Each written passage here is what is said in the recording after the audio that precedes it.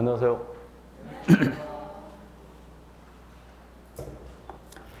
자, 지난주에 문제를 풀다가 다 못 풀고 그냥 끝냈습니다. 지난주에 공부한 내용 잠깐 복습만 한번 해봅니다.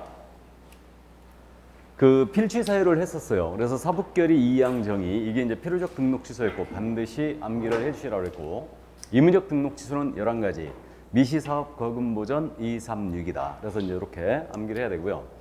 업무정지 사유는 결장 전, 정확 거명, 임과밖에 중시, 이렇게 지금 암기했어요. 그래서 이 업무정지에 대해서는 6개월짜리 추려서 일단은 기억을 해주라고 했습니다. 특히 주의할 점이 정보를 거짓된 내용으로 공개했다, 6개월. 다음에 결격자 우용했다, 6개월. 그리고 의무적 등록 취소 사유에는 무조건 업무정지 때린다면 6개월 나가야 되죠. 다음에 이제 상습 가중처벌. 최근 1년 내 2회 이상의 업무정지 과태료 먹고 다시 세 번째에서 과태료 위반항이면 가중처벌한 업무정지로 가중하는데 기준기한은 당연히 6개월입니다. 그리고 이 업무정지에 대해서는 작년에 이 부분이 이제 신설이 된 건데, 어쨌든 법인 분사함수별로 업무정지 명할 수 있고요. 그 다음에 가중하더라도 일단은 6월을 초과할 수 없어요. 그 다음에 2개 이상의 업무정지 위반행위 했잖아요. 그러면 중한 것에 2분의 1 범위에서 가중 강경할 수 있는데, 가중을 하더라도 당연히 6개월을 넘길 수는 없습니다. 그 다음에 감경, 가중에 대한 이제 구체적인 사유들을 일단 나열을 했어요. 그래서 이런 것들 그냥 읽어보면 아는 부분이니까 뭐 크게 뭐 기억을 안 해도 되고요. 다만 주의할 점은 요거 암기하시라고 그랬어요. 업무정지 처분은 그 사유가 발생한 날로부터 3년이 경과한 때는 일할 수 없다. 그래서 사유 발생이 되게 되면 반드시 주어를 찾아야 돼요. 주어가 뭐로 돼 있어야 된다? 업무정지로. 업무정지로 돼 있다면 뒤에 몇 년? 3년이 나와야 됩니다. 그래서 이거 암기를 꼭 해주셔야 되고, 자, 그리고 이제 재등록 개국에 대한 행정 제재 처분 효과의 승계에 관한 내용인데, 이거는 이제 홀수의 문제이기 때문에 일단은 이번에 쉴 가능성이 커졌는데, 그래도 문제가 워낙 좋기 때문에 기억을 해두셔야 돼요. 그래서 폐업한 다음에 재등록하게 되면 폐업 전 개국의 지위를 승계함으로써 폐업 전 위반 행위가 있었잖아요. 그럼 이때는 등록 취소는 업무이 때려버릴 수 있어요. 다만 폐업한 기간이 3년을 초과했다, 이때는 폐업 전 위반을 새로 행정처분 못한다고 그랬어요. 다만 업무정지 위반 행위는 1년만 지나면 못합니다. 그래서 이렇게 돼 있고요. 그리고 이것도 암기하시라고 그랬는데, 폐업 신고 전에 받은 업무정지 과태료 처분의 효과가 딱 떴잖아요. 그러면 반드시 처분일 체크해야 돼요. 처분일로부터 몇 년간 승계한다? 1년간. 그래서 요거는 암기하면 절대 안 되고 이해를 꼭 해야 될 사항입니다. 왜 3년이고 1년인지. 그래서 1년간 승계시키는 이유는 상습범 가중처벌하기 위해서, 그다음에 폐업 전 위반을 사유로 행정처분하기 위해서는 폐업 기간과 폐업 기간을 고려하게 돼 있고요. 법인 대표자는 이 규정을 그대로 준용한다고 했습니다. 지난주에 여기까지 이론은 정리를 했는데 문제를 다 못 풀었어요. 그래서 문제집 들어갑니다. 문제집 177쪽이죠. 17번 문제부터 못 풀었죠, 우리. 17번 보겠습니다. 공인사업상 개업공사의 다음 행위 중 업무의 정지를 명할 수 있는 것은 몇 개인가? 업무정지 사유를 구체적으로 물었는데, 이런 식의 문제는 잘 안 물어봐요. 왜 그러냐면 업무정지를 모두 골라라 그러면 임취까지 같이 골라야 되죠. 그러면 남는 게 무엇뿐이? 필취. 그래서 업무정지를 모두 골라라, 이거 문제 잘 안 냅니다. 근데 암기를 꼭 해야 돼요, 업무정지 사유. 왜 그러냐면 지문에서 거래계약서를 물어보면서 확인설명서를 물어보면서 명칭을 물어보면서 바로 지문에서 물어본다고 그랬죠. 그렇기 때문에 이해를 꼭 하고 있어야 됩니다. 자, 그럼 한번 풀어볼까요? 기억지문. 천막 그 밖에 이동 이용한 임시 중개 시설물을 설치했습니다. 임시설물, 이거 의무적 등록 취소죠. 그러니까 업무정지 맞죠? 그럼 O. 니은, 개업공사가 조직한 사업자단체 또는 그 구성원인 개업공사가 독점규제 및 공정거래하는 법률상의 사업자단체의 금지 행위를 반하여 시정조치 과징금을 공정거래위원회로부터 받았습니다. 그럼 이거 업무정지 맞죠? 시, 중시, 시정조치 과징금. 시정조치 과징금을요, 2년 내에 2회 이상을 먹게 되면 임취죠. 기억하고 있죠, 이거? 기억해 두세요. 시정조치나 과징금을 2년 내에 2회 이상을 먹게 되면 이때는 임취고요. 한 번 받게 되면 일단은 업무정지에 때릴 수 있어요. 그럼 5고요. 디귿, 정당한 사유 없이 관계 공무원의 조사 또는 검사에 불응했다. 이거 감독상 명령 위반이라는 거 알아보셔야 됩니다.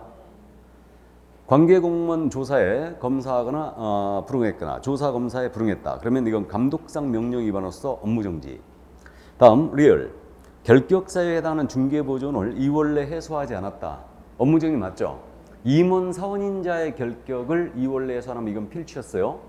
근데 보조원이나 소공사의 결격을 2월 내에 사람이건 업무정지다. 기준기간은 6개월이고 다음 리을 정보망에 공개한 중개사물의 거래 사실을 정보 사업자에게 통보하지 않았다. 거래 사실 미통보 결장 전 정에 걸렸죠. 정보를 거짓된 내용으로 공개했거나 거래 사실을 통보하지 않았을 때 이때는 기준기간이 3개월이죠. 그럼 업무정지 맞고 다음 비읍 둘 이상의 중개사무소에 소속했어요. 둘 이상의 중개사무소에 소속 이중속이죠. 필취. 그러니까 정답은 몇 개? 5개예요. 그러니까 남는 게 필취밖에 없어요.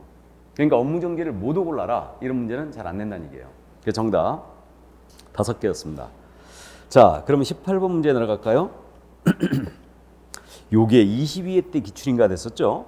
업무정지의 기준기간으로 23회 때인가? 업무정지 기준기간으로 오른 것은 모두 몇 개인가 그랬는데 자, 기준기간 한번 따져보자고요. 우리가 6개월짜리를 추려서 기억하고 있는데 등록하지 아니한 인장을 사용했어요. 그럼 이거 3개월이겠죠. 다음에 두 번째, 의무적 등록 취소사에 해당하는 행위를 했다. 그럼 이것은 업무정지 때린다면 기준기간 만땅 때려야 되죠. 6개월 맞고요. 세 번째, 확인설명서에 서명 및 날을 안 왔다. 마찬가지로 3개월이고 결격사에 해당하는 소공사를 고용했어요. 그럼 결격자 고용했으면 이거 6개월 맞죠? 다음에 마지막으로 중개사물에 대한 정보 거짓 공개했다. 거짓 공개. 고의성이 있죠? 그러니까 몇 개월? 6개월이죠. 모두 다 맞았죠? 예, 그래서 정답은 5번이었습니다. 자, 그러면 19번 문제 가보죠. 업무정지 처분 기준. 신설했기 때문에 이 부분을 내용을 체크하면서 가는 겁니다. 업무정지 처분 기준에 관한 설명으로 옳은 것은 그랬습니다. 옳은 것은 1번 지문. 위반 행위가 둘 이상인 경우에는 가장 무거운 처분 기준에 2분의 1 범위 내에서 가중하되 가중 처분하는 경우에는 9개월까지 가능하다. 9개월에 밑줄 긋고 X는 갚아야 되죠. 가중하더라도 6개월을 초과할 수는 없다. 2번 지문. 위반 행위의 내용, 정도가 중대하여 소비자 등에게 미치는 피해가 크다고 인정된다. 그럼 이거 가중해야 되겠죠. 이때는 업무정지 기간에 2배의 범위에서 그 기간을 낼 수 있다. 2배가 아니고 2분의 1 범위 내에서 가중할 수 있죠. 기준기간에 2배가 아니고 그러니까 2배의 밑줄 긋고 X 나가야 돼요. 다음 3번님은 업무정지 처분은 그 사유가 발생한 날로부터 자, 사유 발생 떴죠. 그러면 주어를 꼭 체크해야 돼요. 업무정지로 돼 있다면 뒤에 몇 년 나와야 된다? 3년. 이게 시효죠. 암기 꼭 해주셔야 되는 지문이고 그래 1년 틀렸습니다. 3년이고요. 4번님은 법인은 분사함소만 별도로 업무정지 처분을 할 수 없다. 분사함소별로 업무정지 때릴 수 있죠. 다음에 5번 질문. 기업공인인계사가 중개사물에 관한 정보를 거짓으로 공개한 경우 거짓 공개 밑줄 쫙 위반 행위의 동기 등을 고려하여 4월에 업무정지 처분을 할 수 있다. 자, 이 질문 꼭 이해를 해 두시는데 맞습니까? 그럼? 맞죠? 거짓 공개는 기준기간이 6개월 아닙니까? 거짓 공개는 기준기간이 6개월인데 위반 행위의 동기 등을 고려하여 2분의 1 범위에서 가감할 수 있으니 거짓 공개한 경우 4월에 업무정지 처분을 하였다, 할 수 있다라고 낸 거예요. 그럼 모두 5죠. 이해되십니까? 그러니까 기준기간이 6개월이 됐다 하더라도 3월을 할 수 있다 해도 맞고 5월을 할 수 있다 해도 맞고 이해되세요? 근데 9월을 하였다는 틀렸죠? 그러면 또 이 지문 미등록 인장을 중개행에 사용한 거예요. 미등록 인장을 사용했다. 그럼 이건 기준기간이 3개월 아니에요? 자, 그럼 지문을 이렇게 냈어요. 등록관청은 개업공인인계사가 거래계약서에 등록되지 아니한 인장을 사용한 경우 미등록 인장을 사용한 경우 6개월 이하의 업무정지 처분을 할 수 있다라고 낸 거예요. 6월 이하의 업무정지 처분을 할 수 있다라고 낸 겁니다. 이 질문 맞았어, 틀렸어? 맞습니까? 좋습니다. 감 아주 좋으신데 기준기간이 6개월이냐 3개월 암기를 했거든요. 암기를 했는데 기준기간에 관계없이 기준기간을 물어볼 때는 반드시 6개월, 3개월을 딱딱 찍어내야 돼요. 찍어내야 되는데 그런 문제가 아니고 이런 식의 지문. 그러니까 6월 이하의 업무정지를 할 수 있다 그랬잖아요. 그럼 기준기간이 6개월이 됐든 3개월이 됐든 한 달이 됐든 관계없이 다 맞은 지문이에요. 무슨 말인지 이해하시죠? 업무정지는 6개월 이하이기 때문에 6월 이하의 업무정지를 명할 수 있다 그러면 다 맞는 지문이에요. 기준기간이 3개월이 됐든 1개월이 됐든 관계없이 6월 이하의 업무 정지를 할 수 있다 그랬죠? 다 맞은 거죠. 그러니까 무슨 말인지 이해되세요? 그래서 역시 5번 지문도 기출지문이었는데 거짓 공개했다. 4월에 업무정지 처분을 할 수 있다. 4월에 업무정지 처분을 하였다. 그래도 다 맞아요. 이해하고 계셔야 됩니다. 그래서 5번 지문 정답이었어요. 자, 그럼 20번 문제. 유서 문제가 출제된 적이 있었는데 상습범 가중처벌에 대한 부분을 연습하는 겁니다. 그럼 우리 상습범 어떻게 기억하고 있냐면 지난주에 했기 때문에 업은 기억하고 있죠. 그러면 이제 그건 필취. 그 다음에 임취가 되려면 1년 내에 앞에서 3번 이상을 맞아야 되죠. 3회 이상의 업무정지 과태료 처분받고 4번째 타석에서 업무정지나 과태료 위반에 의하면 이때는 이건 임취로 하는 거죠. 임취로 하는데 단 필취에 끼게 되면 필취로 하는 거예요. 그 다음에 앞에서 2번 이상을 먹고 3번째에서 과태료 위반 행위를 했어요. 3번째 과태료. 이건 뭐로 가져간다? 업무정지로 가져간다. 기억했죠? 업은 기억했고 임취가 되려면 앞에서 3번을 맞고 4번째 타석에 들어선다. 단 필취에 끼게 되면 필취로 간다고 그랬어요. 다음에 업무정지 상습범은 앞에서 2번을 맞고 3번째에서 과태료예요. 이걸 꼭 명심해야 돼요. 3번째 과태료 위반 행위는 업무정지로 가져간다. 자, 그러면 보겠습니다. 1번 지문. 지금 20번 문제예요. 최근 1년 내 업무정지 처분 이외, 업무정지 처분 이외 밑줄이고 다시 업무정지 밑줄 그으면 이거 삼지 나오시죠? 필취. 맞고 2번 지문. 업무정지 처분 1회, 과태료 처분 2회 밑줄 긋고 그럼 3회 맞았어요 지금. 다시 업무정지 처분 해당 행위였어요. 이건 의무적 등록 취소 맞죠? 필취 아니니까. 그러나 3번 지문 최근 1년 이내 업무정지 처분 2회 밑줄, 과태료 처분 1회 밑줄 긋고 업무정지 2번에 걸렸죠 지금. 다시 업무정지 밑줄 그으면 의무적 등록 취소가 아니고 필취예요. 삼지 나오십니다. 다음에 4번님은 최근 1년 내 업무정지 처분 1회 밑줄, 과태료 처분 1회 밑줄 2번 맞았죠 지금. 다시 과태료 처분 밑줄 그으면 이거 3번째 과태료죠. 그러면 업무정지로 가중하죠. 자, 그 다음에 5번 질문. 최근 1년 내 과태료 처분 2회 밑줄 긋고 다시 과태료 처분 밑줄 그으면 역시 3번째 과태료 처분 행위죠. 그러니까 업무정지로 가중하죠. 상습범 풀어내실 수 있죠. 예를 들어서 정답은 3번이었습니다. 그러면 29회 때 문제, 21번 문제가 약간 독특했는데 이거는 이제 필치 문제니까 여러분들이 풀어보시고요. 넘어갑니다. 22번 행정제재처분 효과의 승계 문제로 합니다. 옳지 않은 것은 그랬어요. 1번 지문. 개업공인중개사가 폐업신고 후 중개사무소에 개설 등록을 한 때는 폐업신고 전에 개업공사의 지위를 승계한다. 맞죠? 2번 지문. 폐업신고 전에 개업공사에 대한 업무정지 사유나 과태료 처분 사유로 행한 행정처분의 효과는 효과 떴죠 지금. 효과. 그럼 처분일 밑줄 3년간 밑줄 재등록 경우한데 승계된다. 승계된다 밑줄 그으면 1년이죠. 효과 승계 암기하시라고 그랬어요. 그래서 업무정지나 과태료 처분의 효과 승계는 1년이다. 처분일로부터 1년이에요. 그래 2번 정답 됐고 3번 재등록개업공사의 폐업신고 전의 위반 행위에 대하여 행정처분함에 있어서는 폐업기간과 폐업사유 등을 고려하게 돼 있죠. 맞고 4번님은 재등록개업공사의 폐업신고 전 위반에 대한 행정처분이 등록 취소에 해당하는 거였어. 등록 취소 밑줄이죠. 폐업기간이 3년을 초과한 경우는 폐업기간 3년에 밑줄 긋고 해당 행정처분을 할 수 없다 밑줄 그으면 맞아요?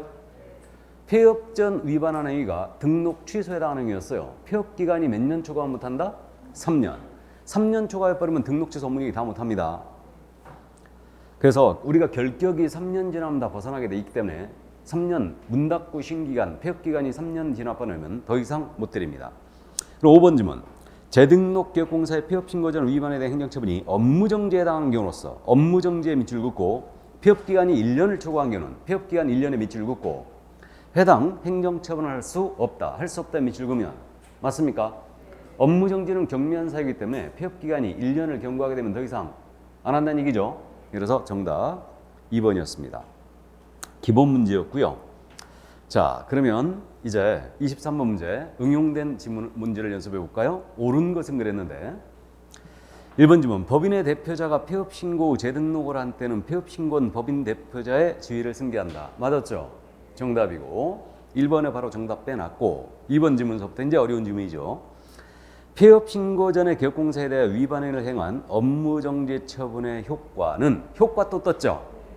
그러면 폐업일 밑줄 1년 밑줄 폐업일이 아니고 처분일이에요. 그래서 이거 암기해야 됩니다. 이거 작년 시험에서 딱 걸렸죠, 이거. 우리 이거 암기하고 왔는데 작년 시험에서 2번 지문에 이 지문이 딱 떴죠. 바로 정답이었어요. 그러니까 처분일이 아니고 폐업일이 아니고 처분일이다. 명심하시고.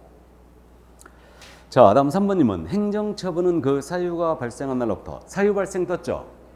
그럼 사유 발생에 밑줄 긋고 주어가 뭔지 찾아야 돼요. 주어가 뭐로 돼 있어야 돼요? 업무정지로 돼 있어야 된다. 행정처분이 아니죠. 업무정지 처분은 그 사유가 발생한 날로부터 3년이 경과한 때는 할 수 없다라고 나와야 되죠. 그래 틀렸어요. 그래서 2, 3번 지문은 오답 노트 만들었고 꼭 암기해야 됩니다. 이거 푸는 요령을 꼭 암기해야 돼요. 이거는 암기하고 있어야 됩니다. 사유 발생 뜨면 반드시 주어를 체크한다.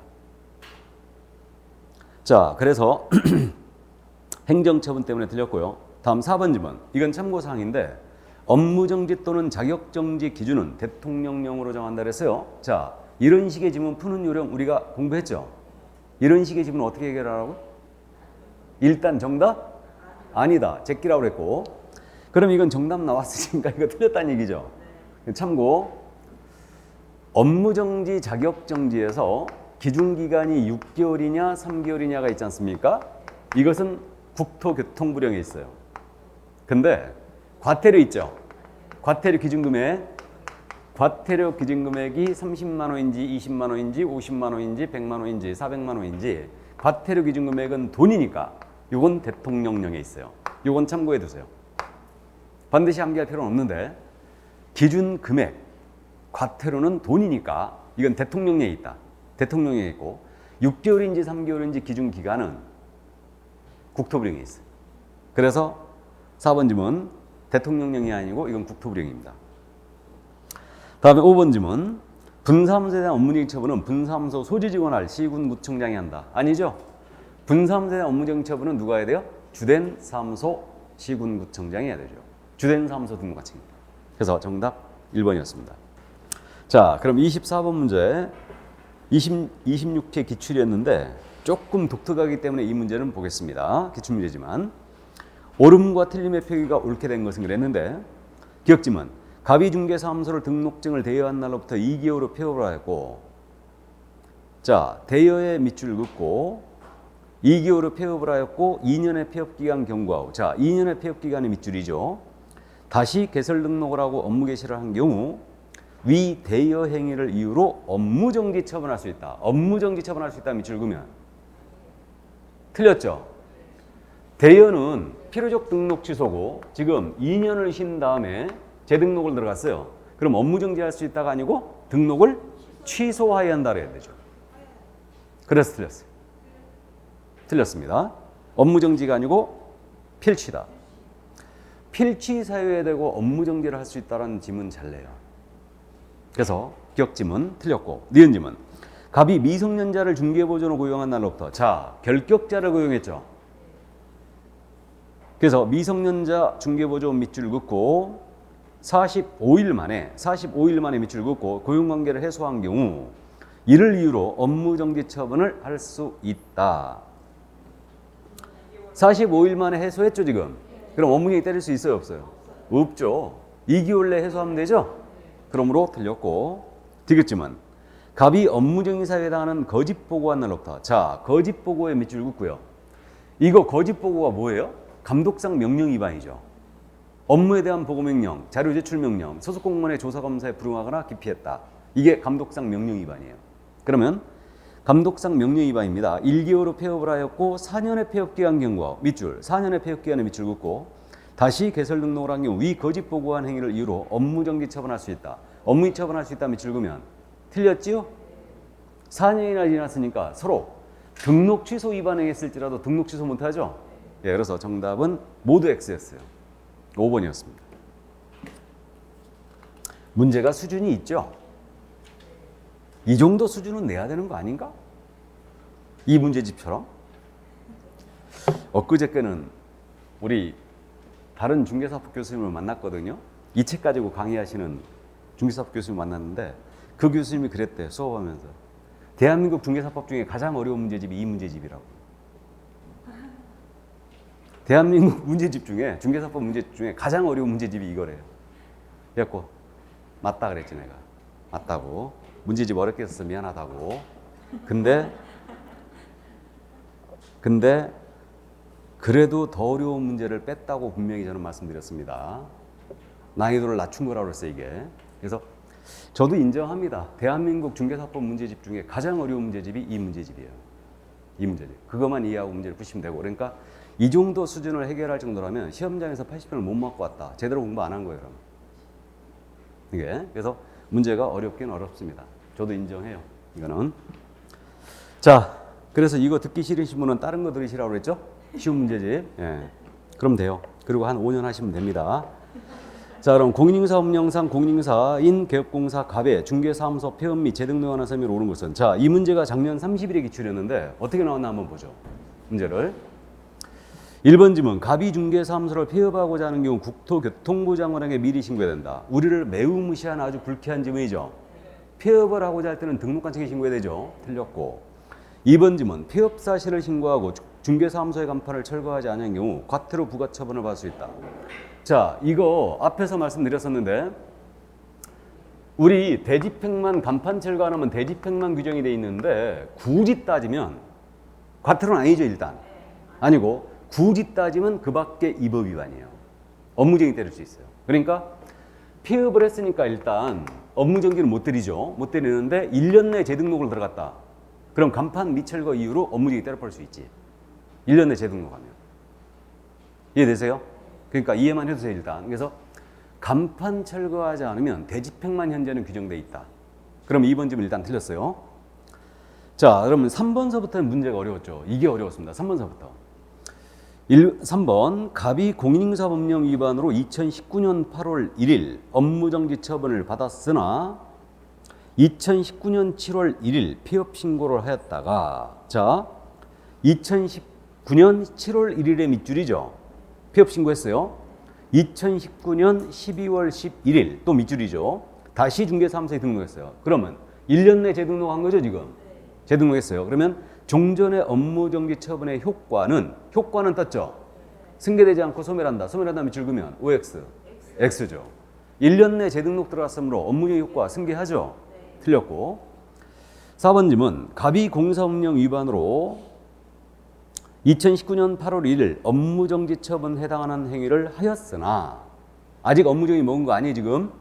그럼 지금 2019년 3월 5일 폐업 신고를 했다가 밑줄이죠. 2019년 3월 5일에 폐업 신고에 밑줄 긋고 2019년 12월 5일 2019년 12월 5일에도 밑줄이죠. 다시 중개사무소에 개설등록을 한 거예요. 그러면 1년 내 재등록 들어왔죠 지금. 재등록 들어왔어요. 그러면 종전의 위반 행위에 대하여 1월에 업무정지 처분을 받을 수 있다. 업무정지 처분을 받을 수 있다. 밑줄 그으면 맞아요? 맞죠. 업무정지 위반을 해놓고 폐업을 해버렸어요. 그리고 1년 내 재등록을 들어온 거 아니에요 지금. 그죠? 그러면 업무정지 할 수 있습니다. 맞았어요. 4번 질문. 근데 생각을 해보세요. 시험장에서 이 지문을 맞닥뜨린 거예요 여러분들이. 잘 안 보이겠죠? 날짜로 냈기 때문에 아주 어려웠죠. 난이도 최상급이었어요 이거. 다음에 5번 질문. 갑이 공인인사 법령 위반으로 2018년 2월 5일 등록 취소에 해당하는 위반 행위를 하였으나 자 2018년 3월 6일 폐업 신고 밑줄이죠. 2018년 3월 6일 날 폐업 신고했어요. 다시 2020년 10월 16일 밑줄이죠. 2020년 10월 16일 다시 중개사무소에 개설등록을 한 경우 그에게 종전의 위반 행위에 대한 등록 취소 처분을 할 수 없다. 등록 취소를 할 수 없다 밑줄 그으면 OX, X죠. 이거 3년 내 재등록 들어왔죠 지금. 그러니까 등록 취소할 수 있지요. 문제가 지금 급이 있죠. 급이 있습니다. 그래서 어려웠어요. 3, 4, 5번 지문이. 그래서 정답 4번이었습니다. 자, 그럼 이제 지금서부터 또 어려운 문제들이 계속 등장하고 있네요. 26번 문제요. 이 문제를 안 내다가 29회 때 다시 냈거든요 지금. 개업공사의 업무정지 사유이면서 중개행위를 한 소공사의 자격정지 사유에 해당한 것을 모두 보는 것은, 자, 이 문제 18회 때 냈다가 26회 때 냈다가 29회 때 또 냈는데 지금, 그래서 원래 이 문제는 너무 어렵기 때문에 잘 안 내는데, 이게 자격정지 사유를 가지고 여러분들이 문제를 해결해야 됩니다. 그럼 자격정지 사유는 우리가 이장님 집에 불렀다고 그랬죠. 확 끄라고 그랬어요. 거금을 줄게, 이렇게 지금 했는데, 이중소속을 했을 때, 인장을 등록하지 않았을 때, 다음에 성실 정확하게 설명하지 않았거나 근거 자료를 제시하지 않았을 때, 확인 설명서에 서명 및 날인을 안 했거나 거래계약서에 서명 및 날인을 안 했을 때, 거래계약서 거짓 기재했거나 이중계약서를 썼을 때, 금지행위를 했을 때, 매무수거 정직 투시단에 걸렸을 때요. 이건데, 이게 여기 있는 행위를 개공이 위반하면 어떻게 되느냐, 이 문제예요. 이게 그러니까 이중소속에 걸리면 개공은 필취죠. 인장은 업무정지죠. 성실 정확하게 설명하지 않았어요. 개공은 500과 꼭 기억해야 되죠. 이거 서명날인 위반은 업무 관련성이 있죠. 업무정지고, 거짓기재 이중계약서 금지행위는 질서 문란의 우려가 있으니 의무적 등록 취소예요. 그렇다면 보세요. 이 두 가지만 빠지고 나머지는 모두 업무정지 사유이자 자격정지 사유예요. 업무정지 사유이자 자격정지 사유 맞죠? 서명날인 위반도 업무정지 사유이자 자격정지 사유 맞죠? 거짓기재 이중계약서도 업무정지 사유이자 자격정지 사유가 맞죠? 임취는 모두가 업무정지 사유니까. 맞습니까? 자, 그럼 문제 보겠습니다. 기억지문. 인장 등록을 하지 않았어요. 그럼 개공이 위반했다면 업무정지, 소공이 위반했다면 자격정지 맞죠? 그럼 5. 니은 중개사물의 확인 설명서에 서명 및 날인을 하지 않았다. 개공이 위반하면 업무정지, 소공이 위반하면 자격정지. 그럼 디귿 거래계약서에 서명 및 날인을 하지 않았다. 그러면 개공은 업무정지, 소공은 자격정지. 그러나 확인 설명서를 교부하지 않았다고 그랬죠, 이거. 확인 설명서 교부 의무는 누구한테 있어요? 개공이죠. 그러니까 이건 업무정지 사유일 뿐이죠. 자격정지 사유는 아니에요. 그게 정답 기억, 니은, 디귿이었습니다. 이거 풀어낼 수 있습니까? 아주 난이도가 있는 문제예요. 난이도 최상급의 문제입니다. 그래서 정답 3번이었고요. 그럼 27번 문제 가볼까요? 자격정지 처분과 업무정지 처분에 관한 설명으로 틀린 것을 했는데, 역시 이거 18회 기출이었습니다. 둘이 비교했는데, 자격정지 처분은 자격증을 교부한 시도의사가 하고 업무정지 처분은 등록관청이 하는 거 맞죠? 2번 지문. 자격정지 처분 대상은 소공이지만 업무정지 처분 대상은 개공이죠. 맞고. 다음에 3번 지문. 자격정지 기간 또는 업무정지 기간 중에 있는 자는 중개 업무를 할 수 없다. 맞습니까? 업무정지 중 중개업 해버리면 등록 취소죠. 자격정지 중 중개업면 자격 취소예요. 다음에 4번 질문. 업무정지 처분은 그 사유가 발생한 날로부터 일정한 기간이 지난 때는 일을 할 수 없으나. 맞아요? 업무정지에는 시효가 있죠. 사유 발생부터 3년 지나면 못하죠. 그러나 자격정지는 그런 규정이 없어요. 그리고 5번 질문. 이중소속을 한 경우 소속공사는 자격정지 사유에 해당하고 개업공사는 업무정지 사유에 해당한다. 틀렸죠? 필취죠. 등록 취소 사유에 해당합니다. 마찬가지로 소공이 성실 정확하게 설명하지 않으면 자격정지, 개공이 성실 정확하게 설명하지 않으면 500과 꼭 기억하고 있어야 되죠.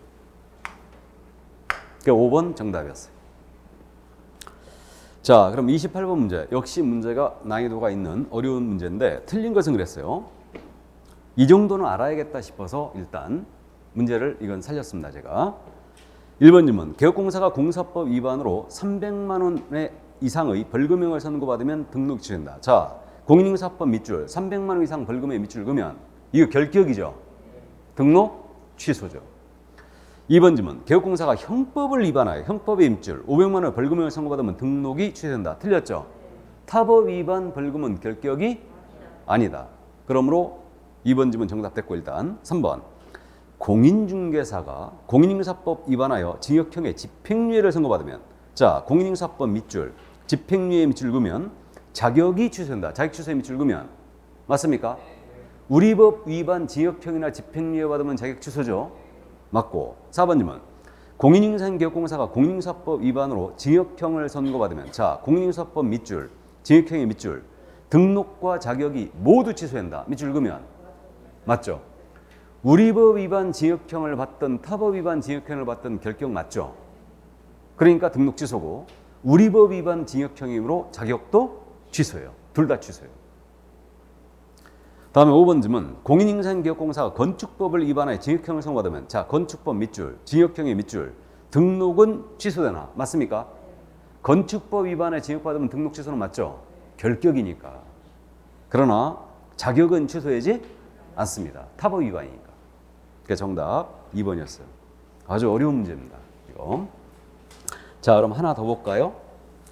29번 문제는 제가 아주 애지중지하는 문제 중에 하나인데 이거는 제재가 갈리는 부분 정리하는 거예요.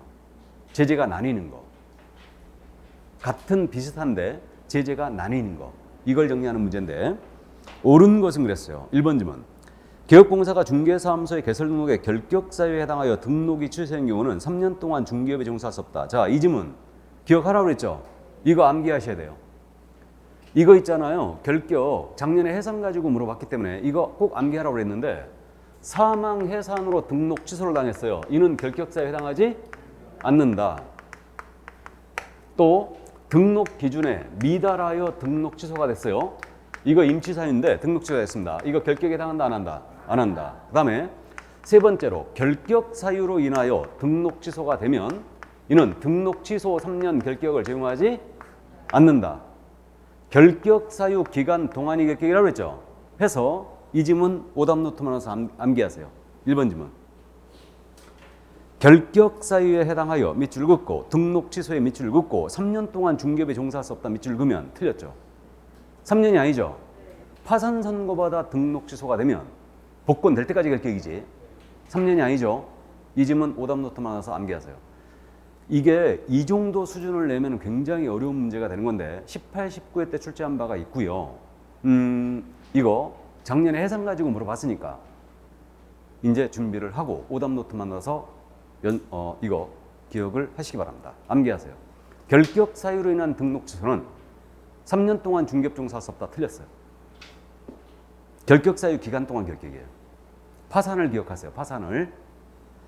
자, 다음 2번 질문.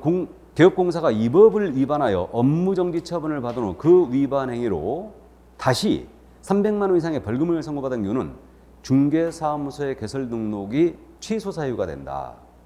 아주 어려운 질문이죠. 이것도 역시 기출질문인데 역시 이거예요. 이거 생각하면 돼요. 보수초과. 보수초과는 임취죠. 그러면 이거 업무정지 사유이기도 하죠. 그러면 업무정지 때렸어요. 6개월. 싹싹 빌면 3개월 때리죠. 업무정지 때렸어요. 금액이 컸잖아요. 고발했어요. 그래갖고 고발해가지고 요 보수초과행위로 만약에 300만 원 이상의 벌금형을 선고받았어요. 또는 징역형을 받았어요. 그럼 결격이죠. 등록 취소예요. 그러면 다시 읽어볼까요? 개업공사가 이 법을 위반하여 업무정지 처분을 받은 후에 그 위반 행위로 다시 300만 원 이상의 벌금형을 선고받은 경우는 중개사무소의 개설 등록 취소 사유가 된다. 맞죠? 맞았어요. 있잖아요. 그래갖고 정규 강의할 때 제가 왜 금지행위가 임치로 돼 있을까? 필취가 아니고 우리 강력히 규제하는 게 금지행위거든요 지금. 근데 왜 이게 임치일까? 필취가 아니고. 그 이유가 금지행위는 필연적으로 형벌이 딸려 있어요. 형벌이. 그래가지고 금지행위에 걸리면 일단 업무정지 때립니다. 같은 위반행위로 다시 걸렸다. 그러면 이때는 등록 취소해버려요. 그런데 임치로 두고 일단 업무정지 때려요. 그리고 죄질이 안 좋아요. 그럼 고발 들어가죠. 등록같이 고발해버려요. 고발하면 형사재판에서 만약에 징역형이나 집행유예나 300만 원 이상 벌금 떨어졌잖아요. 그때는 다시 등록 취소해버려요. 뭔 말인지 이해되시죠? 그래서 금지행위가 임치로 돼 있어요. 이게 2번 지문이 그 얘기입니다. 이게 그래서 맞았어요. 아주 어려운 지문입니다. 자, 이제 3, 4, 5번 지문이 나뉘는 것들이죠. 이게 개업공인중개사가 중개사물에 대하여 성실 정확하게 확인 설명하지 아니한 경우 개공이었죠 지금. 확인 설명서를 3년 동안 보관하지 아니한 경우는 업무정지 처분 사유이다. OX, X죠. 성실 정확하게 확인 설명 안 하면 뭐예요? 500과. 근데 설명서를 보관하지 않으면 업무정지죠. 그래 틀렸고. 4번 질문. 둘 이상의 서로 다른 거래계약서를 작성한 경우와 거래계약서를 5년 동안 보관하지 아니한 경우에 행정처분은 동일하다. 틀렸죠? 거래계약서 거짓기재는 이중계약서 악성은 임취, 맞죠? 임취 또는 업무정지예요. 그러나 거래계약서를 5년 동안 보관하지 않았다. 이건 업무정지죠? 서류보관. 다음 5번 질문. 보증을 설정하지 아니하고 업무를 개시하거나 중개 완성 시 보증 관련 증서를 사법론을 교부하지 아니한 경우는 모두 100만 원 이하의 과태료 처분서야 한다. 틀렸죠? 보증을 설정하지 않고 업무를 개시한 경우는 임취, 의뢰인 보조치 위반했잖아요. 네, 보증서를 교부를 안 했다. 100과. 그럼 여기서 빠진 내용이 뭐냐? 전속을 체결한 개공이 전속계약서 보관 안 했어요. 뭐예요? 업무정지. 근데 정보 공개 의무를 위반했어요. 임취. 또 하나가 휴업에서 3월을 초과하는 휴업을 하면서 신고하지 않았어요. 뭐예요? 100과. 6월 초과하는 무단 휴업 들어갔어요. 임취죠. 원래 이 문제가 이 문제였어요, 이거. 그래갖고 5개 가지고 3, 4, 5번 해가지고 5개 지문 가지고 이걸 나눠서 하는 문제였는데 이 부분을 너무 어려워하시기 때문에 문제를 수정했는데 문제가 더 어렵네, 이게.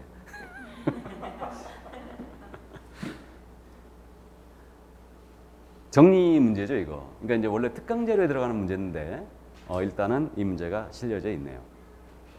어려운 문제예요. 그러니까 이 정도 수준까지 문제를 내버리면 아주 이건 우리가 낭패를 보게 됩니다. 그래서 공부 어설프게 하게 되면 결국은 이런 지문들은 해결이 안 되는 거예요, 이게. 그래서 어쨌든 이해만 해두세요. 그러니까 이제 우리가 제재에 관한 사항은 워낙 중시하기 때문에 나뉘는 것들이에요, 이게. 특히 서류 보존 있죠. 생각보다 아주 잘 물어봐요. 그러니까 서류 관련 사항 위반은 업무정지 의혹하라고 그랬죠. 다만 서류 중에 보증서 미교부 있죠. 보증서 미교부만 100과예요.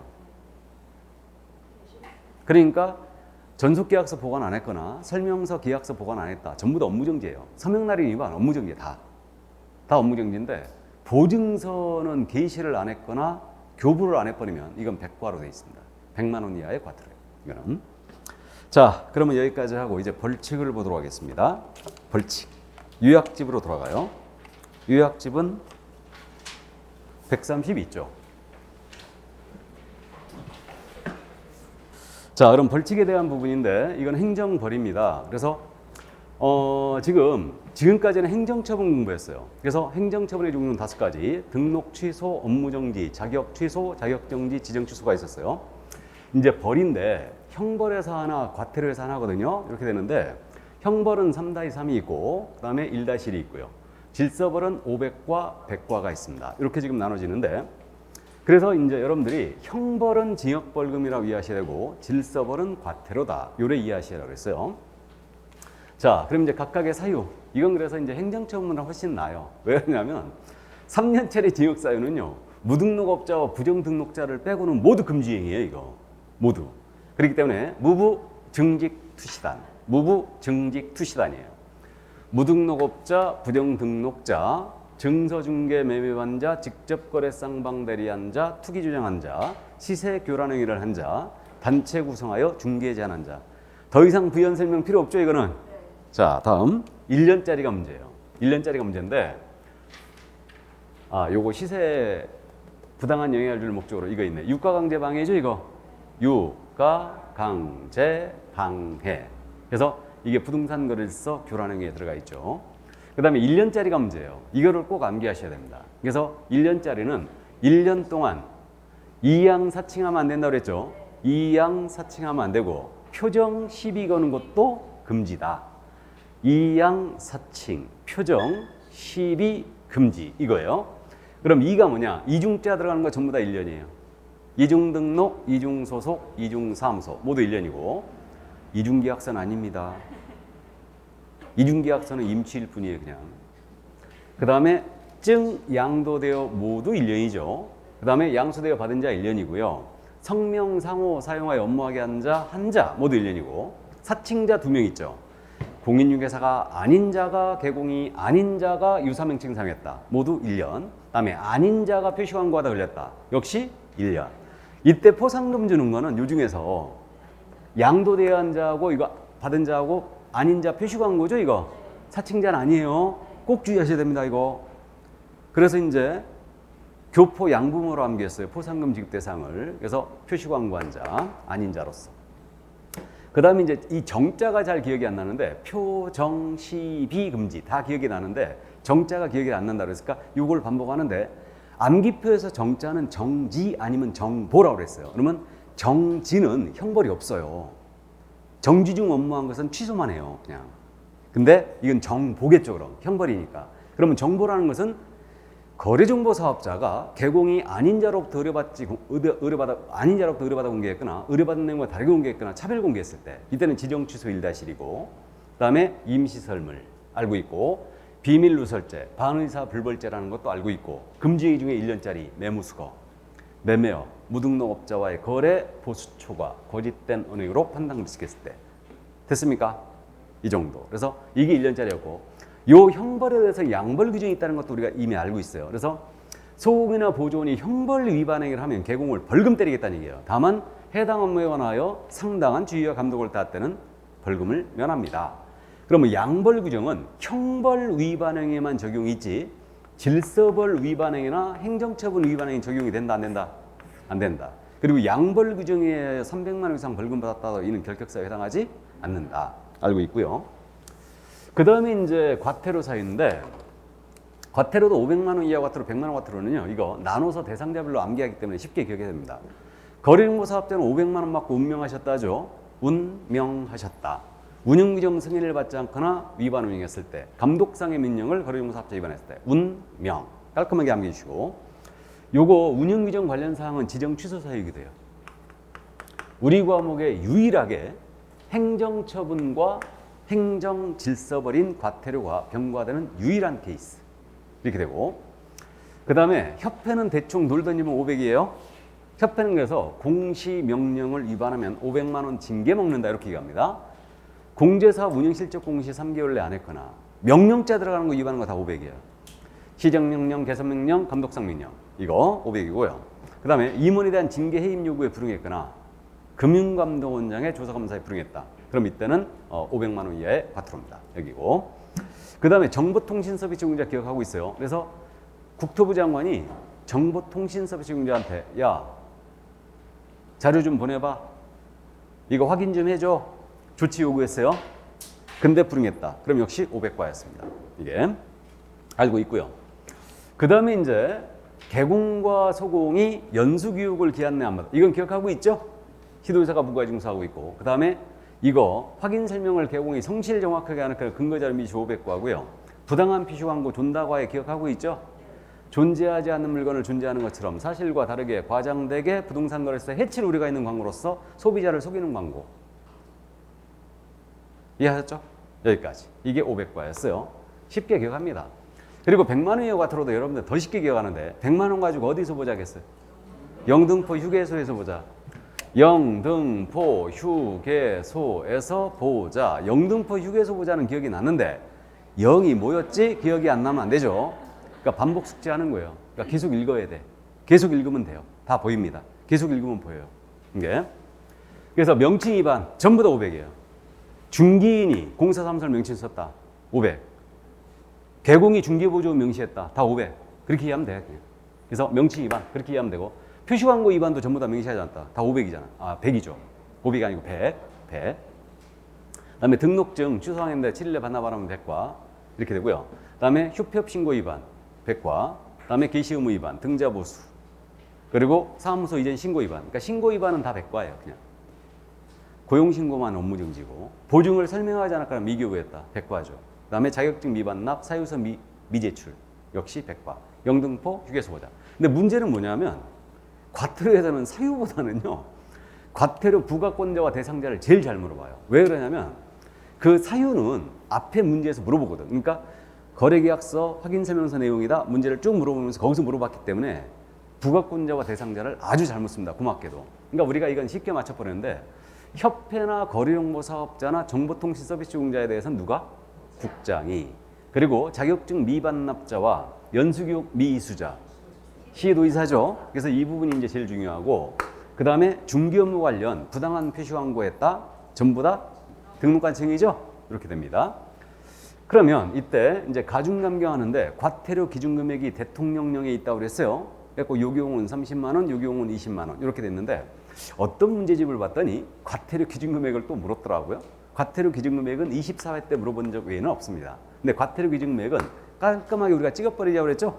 깔끔하게 찍자고 그랬어요. 그래서 찍자고 그랬는데 2분의 1번에서 가중하게 할 수 있고 가중하더라도 100만 원, 500만 원을 초과할 수는 없습니다. 됐어요? 근데 어차피 이 부분은 이제 여러분들 암기사항이고 1년짜리 100만 원, 500만 원 꼭 암기해 주세요. 일단 자, 그래서 이 정도.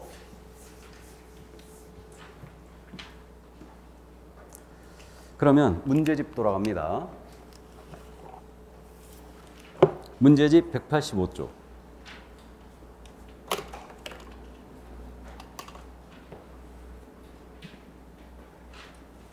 1번 문제 볼까요? 1번 문제는 지금 그 25회를 마지막으로 이 병과에 대한 부분을 지금 안 묻고 있는데 틀린 것은 그랬어요. 행정벌과 행정처분에 대한 설명으로 틀린 것은 참고하시는 문제인데 1번 질문. 행정벌에는 징역벌금을 부과하는 행정형벌과 과태료를 부과하는 행정질서벌이 있다.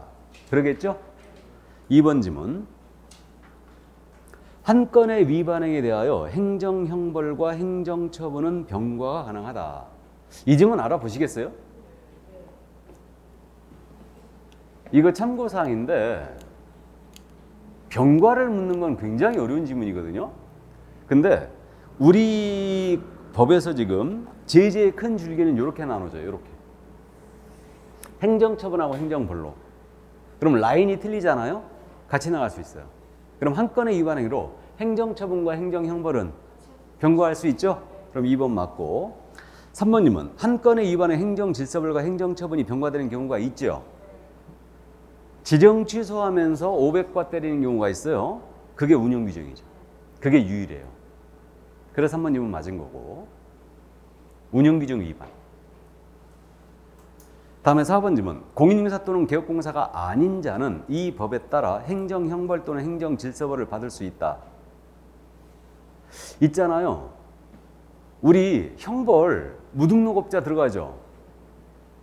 그죠? 사칭자 들어가죠. 그러니까 개공이나 공인중개사가 아닌 자도 우리 법상 형벌을 받는 경우가 있죠. 과태료 맞는 경우도 있죠.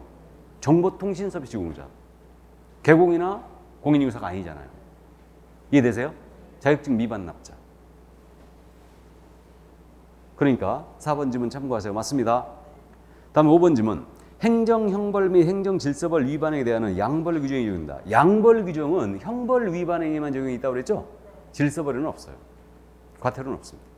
양벌이란 말 자체가 형벌, 징역벌금을 소공이나 보조 위반했을 때, 해당 행위했을 때 개공을 벌금 때리겠다는 얘기니까 형벌에만 있어요. 그래서 정답은 5번이었습니다. 참고하세요. 1번 문제는. 자, 2번 문제 이제 정통 갑니다. 3년에 3천. 벌금에 처하는 경우는 몇 개인가? 자, 그럼 보겠습니다. 둘 이상의 중개사무소를 뒀다. 이중사무소죠. 그러면 1-1.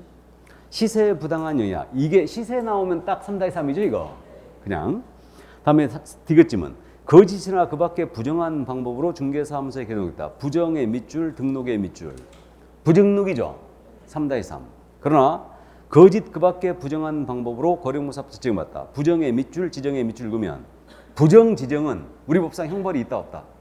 없어요. 이거 왜 나란히 배치는지 아시겠죠? 디귿, 리을을 좌측으로 묶어서 정리하는 겁니다. 부정자 들어가는 거 지난주에 말씀드렸던 것 같은데 부정 등록 필취에 3년 그러니까 포상금 준다고 그랬고 부정 취득 자격 취득했어요. 부정한 방법으로 자격만 취소할 뿐 형벌 규정이 없다. 그러니까 포상금 없어요. 부정 지정이죠. 지금 지정만 취소할 수 있을 뿐 형벌 규정이 없다. 그러니까 포상금 없어요. 그래서 디귿, 리을을 일부러 나란히 배치한 거예요. 부정자 들어가는 거. 그래서 디귿은 3년이 맞는데 리을은 형벌이 없어요. 그게 X고. 다음에 미음, 부정한 방법으로 공사이익을 취득했다. 부정 취득, 이거 취득이죠? 아, 니은, 디귿, 리을을 묶어야 되겠네. 좌측으로. 이것도 형벌이 없다. 다음 비읍. 개업공사로서 단체를 구성하여 특정 중개사물에 대한 중개를 제한한 경우. 단체 구성 중개 제한이죠. 단에 걸렸죠. 3-3이죠. 몇 개? 3개. 3개가 2번에 있죠. 옮겨 적을 때 주의하셔야 됩니다. 답지 옮길 때. 3번에 찍으면 안 된다고 그랬어요. 자, 그러면 3번 문제 갑니다. 정통 1-1 문제예요. 1-1을 꼭 암기해야 되는데 이양사칭, 표정시비 금지. 그러면 기억 갑니다. 개공이 아닌 자로서 아닌 자 밑줄 쫙 긋고 1-1이죠. 아닌 자 1-1이죠. 그냥 표시광고. 니은 중개사물의 매매업을 영위한 소공사입니다. 매매업 밑줄 그으면 1-1 맞죠? 그럼 5 맞고. 디귿 개업공사에 따라 차별적으로 중개사물에 대한 정보를 공개한 거래사업자. 차별 정보 공개죠. 1-1이죠. 사실과 다르게 공개했거나 차별 공개했거나 의뢰받지 아니한 정보를 공개했거나 정자에 걸렸어요. 정자. 그 주의하시고.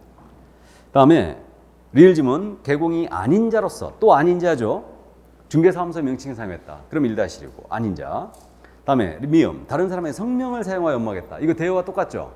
그러니까 1-1이고. 다음에 비읍 시세 나왔어요. 3-3이죠.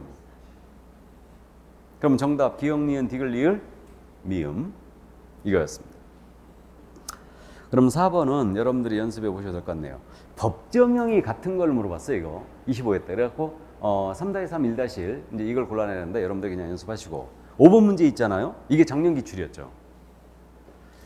지금 설문이 벌금 부과 기준에 해당한 자를 모두 그랬죠. 벌금. 그러니까 형벌 대상을 골라라 이 얘기예요. 형벌 대상을 골라라.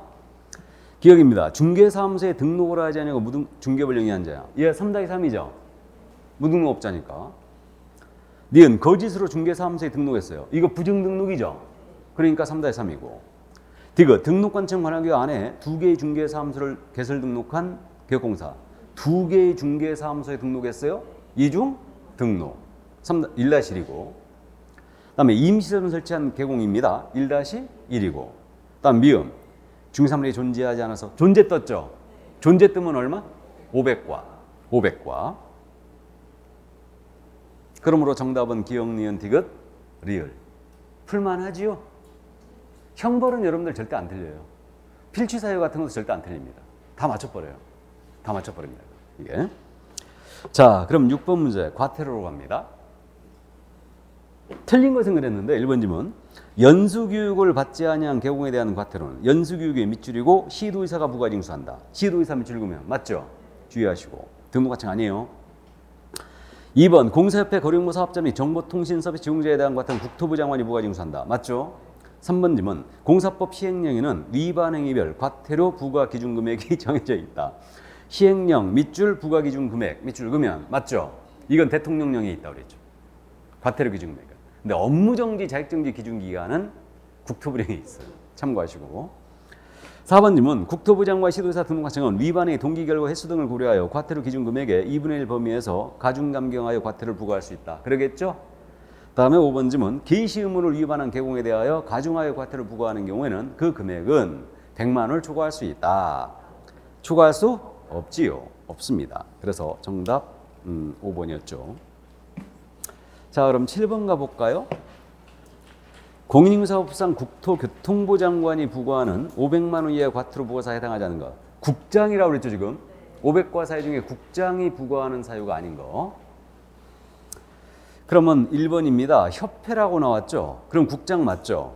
2번 운영규정 떴죠? 그럼 국장 맞죠? 3번입니다. 부당한 표시광고 떴죠? 이것은 등록관청이죠. 제가 묻고 싶었던 게 이거였어요. 부당한 표시광고 국장을 오해하시면 안 돼요. 등록관청이에요. 다음에 4번 정보통신서비스 제공자 국장 맞죠? 거래용무 사업자 국장 맞죠? 그래서 정답 3번이었고 8번 문제는 여러분들이 풀어보세요. 그럼 다음에 9번 문제 가볼까요? 백과사유 영등포 휴게소에서 보자. 자 볼까요? 몇 개인가 그랬는데 백과사유 기업 개업공사가 중개사무소의 명칭 등을 명시하지 아니하고 명칭의 밑줄 쫙 긋고 중개사물에 대한 표시광고했다. 표시광고의 밑줄 그으면 백과 맞죠? 표시광고할 때 명칭을 명시해야 되잖아요. 백과.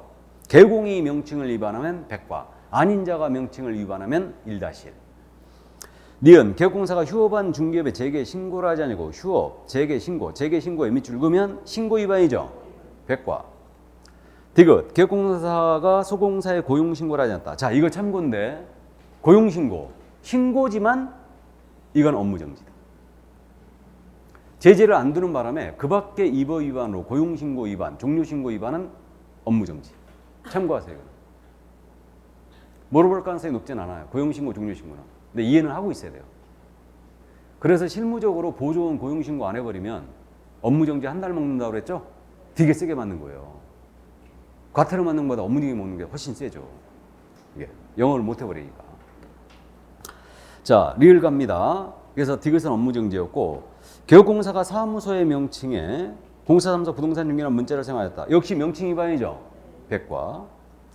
미음 소공사가 중사분에 확인 설명을 하면서 성실 정확하게 하지 않았다. 소공사 밑줄 성실 정확하게 하지 않았다. 자격정지죠. 이거는. 다음에 비읍 개업공사가 5개 광고물에 개업공사의 성명을 표시하지 않았다. 5개 광고물에 성명 인식할 수 있는 크기로 표기해야 되죠. 백과. 역시 명칭 위반이고. 다음에 시옷 개업공사로서 중사분의 가격 등 내용을 사실과 다르게 거짓으로 표시했다. 자, 다르게 밑줄 표시 광고에 밑줄 그으면 이거 부당 표시 광고죠. 존다 과해. 존다 과해는 기억했는데 이거 시옷 지문을 못 알아보면 안 되죠. 존다 과해는 연락에 알고 있는.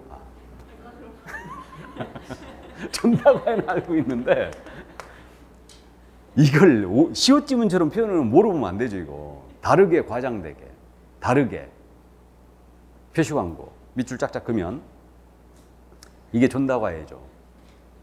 부당 표시 광고죠. 500과예요. 500과. 그럼 몇 개? 4개였어요. 4개. 4개가 3번에 있습니다. 역시. 자, 그럼 10번 문제 종합문제 형식인데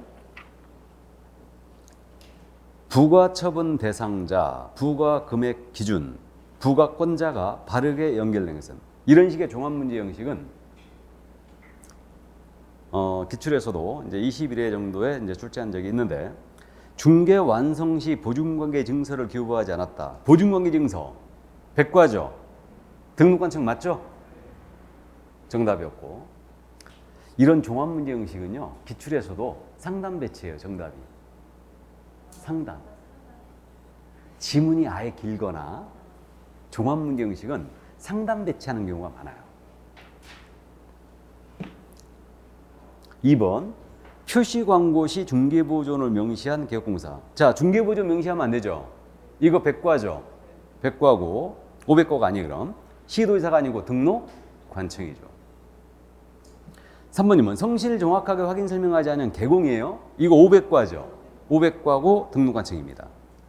다음에 4번님은 정보망의 운영규정을 승인받지 않고 정보망 운영했다. 운영규정은 500과죠. 500과고 국토부 장관. 다음 5번님은 공제업무 개선명령. 개선명령 위반의 협회예요. 그럼 이거 500과죠. 500과고 시도의사가 아니고 국장이죠. 그럼 11번 기출문제였거든요. 30회 문제 여러분들이 보시고 12번도 작년도 기출이었는데 너무너무 쉬워서 여러분들이 풀어보시고 13번 이제 벌칙등에 관한 설명 중 옳은 것 그랬는데 보겠습니다. 개업공인사가 중개사무소에 매매를 업으로 한 경우는 매매를 업 밑줄 쫙 긋고 필요적 등록 취소에 해당하며 틀렸죠. 매매업은 의무적 등록 취소죠. 1년 이하의 지역 또는 1,000만 원의 벌금에 처한다. 후단은 맞았죠. 역시 기출지문이었어요. 경과를 갖고 물어봤죠. 그 다음에 2번 지문 중개사무소를 2개 이상 둔 개업공인사와 이거 이중사무소죠. 임시 중개시설을 설치한 개업공사의 벌칙 내용은 다르다. 다르다 같다. 같다. 임시시설물과 이중사무소는 의무적 이거 임취에다가 1-1이죠. 같습니다. 역시 기출지문이었고 3번님은 업무상 알게 된 비밀을 누설한 개업공사는 피해자의 명시한 의사에 반하여 벌하지 아니한다. 맞았죠? 반의사 불벌죄.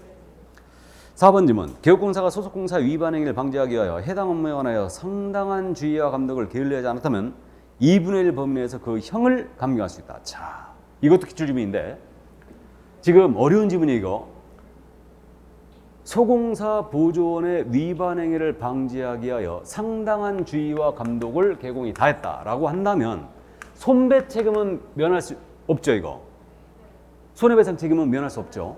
근데 형이라고 그랬죠. 형 2분의 1 범위에서 그 형을 감경할 수 있다는 밑줄 그으면 형의 동그라미를 쳐보세요.